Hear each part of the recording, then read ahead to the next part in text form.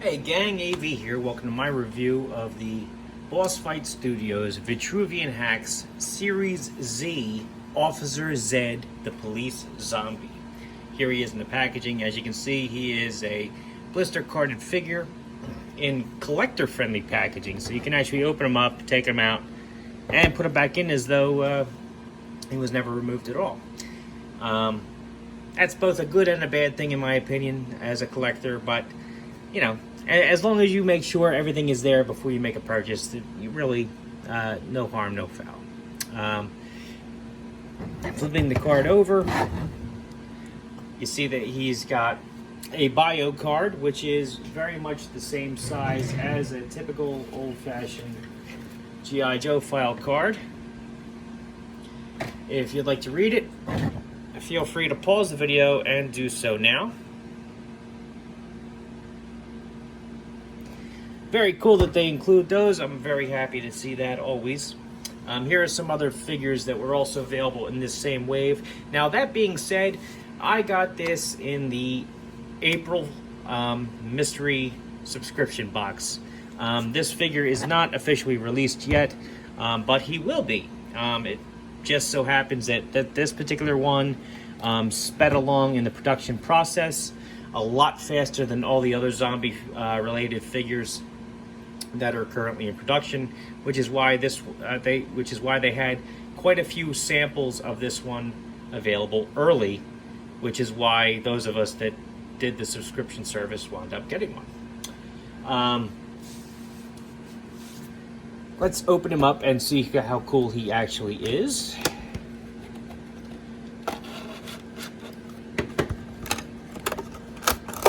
All right. Move this off to the side here. He does have a base and a extra thigh with some bite damage in there. I'm not sure if you can see that through the bag,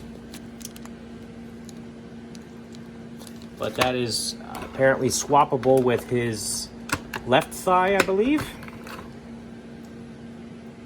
which I can't do on camera because I'm gonna have to unscrew that screw, pop his leg off, and heat the figure up and so on and so forth. But that's pretty cool that they gave you that so that you can diversify the amount of damage on his pants. It's pretty cool. Let's see. Let's get all of his stuff out before I start messing with him. His baton here. Shotgun. Officer cap. Pistol. Head. And alternate hands. Come on out of there. There we go. All right. So let's see. He has two alternate hands. These are weapon holding hands. As you can see, they are gray skin toned, covered in blood. But they also have trigger fingers and so on. They also hinge down and up, it looks like. A little stiff on mine. I have to heat that up before I start messing with it.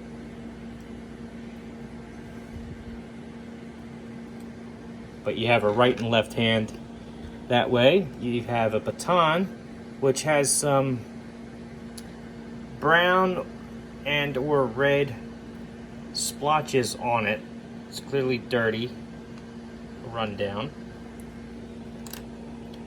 You have a pistol also with some brown splotches on it because it's dirty.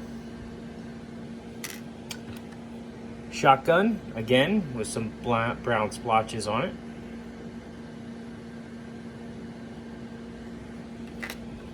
His officer cap is actually kind of clean.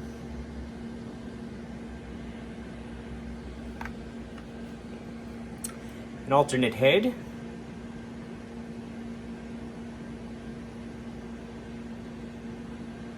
So that's pretty cool. And we'll have a closer look at the figure himself.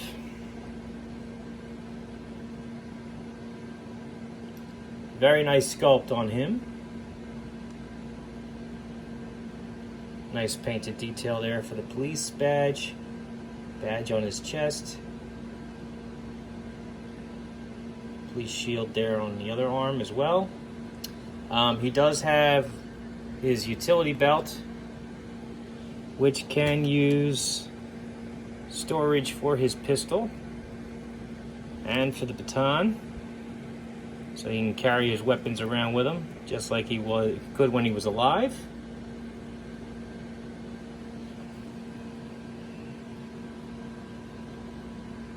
And again, the pants are pretty clean, but if you wanted to swap out that one thigh for a torn leg, you can do that. Okay, very cool. Let's do his articulation now. His head is on a barbell joint, which offers a decent range of motion. He's got a full 360-degree rotation. He can look up, he can look down, he can tilt his head from, you can rip it off. He can tilt his head from side to side. Get some good zombie reaction out of him. Arms, do a full 360. Point his arms up about that high. Nothing at the bicep. Elbows can bend about 90 degrees. Full 360-degree rotation there. Hands, full 360-degree rotation there. They can also bend up and down. These open palms.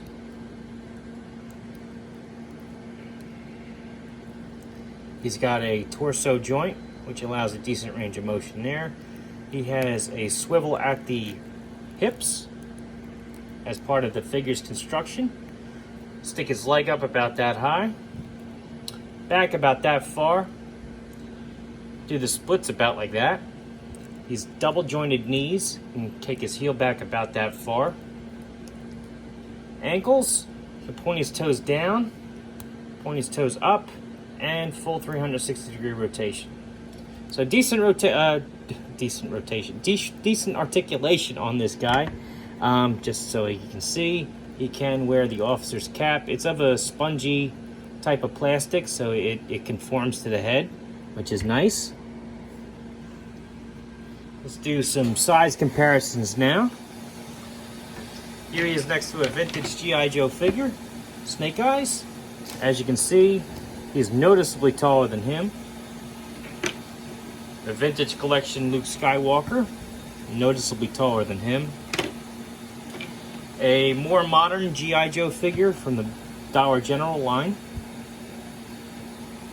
Sizes pretty well with him.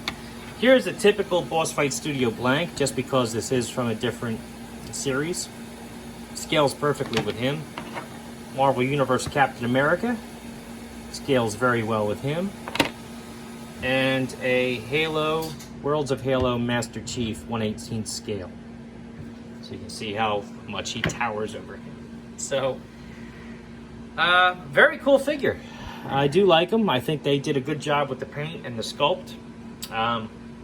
In case you're unaware, these were loosely based off of the Zombie Lab figures, which do have some retooling and whatnot from what I hear from those. So I'm not sure if the parts would be swappable or not. I will be doing a review of Zombie Lab's Robin, which was the unzombified police officer from that line. I will be sticking that review up probably within a week after you see this one. I'm just not sure what day it's going to drop. But I brought this out just so you can see that you have Robin up here, and there was a zombified version in that wave as well. So it's not the first 4-inch zombie police officer we've ever gotten, but it does look pretty damn good. And I'm looking forward to seeing more. So anyway, this has been AV. This has been my review of Officer Zed from the Series Z Boss Fight Studios Vitruvian Hacks line. If you like this video, check out my channel, where you'll see a whole bunch of other 1/18 scale figures I reviewed. Star Wars, G.I. Joe, you name it. Boss Fight Studios. If you like what you see there, then please subscribe. And as always, thanks for watching.